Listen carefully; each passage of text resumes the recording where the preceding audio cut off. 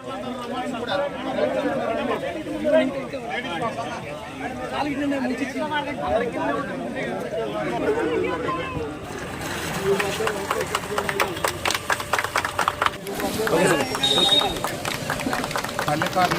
జీవనోపాధి కల్పించడం కోసం నదిలో చేపలు విరివిగా లభ్యమయ్యే కోసం రాష్ట్ర ప్రభుత్వం ఆధ్వర్యంలో ఈరోజు 7 లక్షల చేప పిల్లల్ని నదిలో వదలడం జరుగుతూ ఉంది.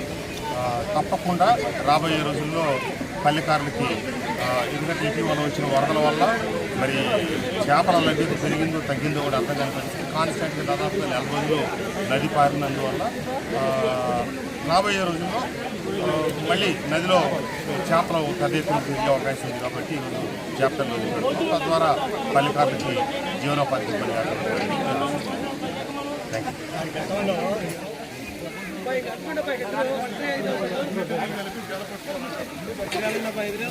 యూ.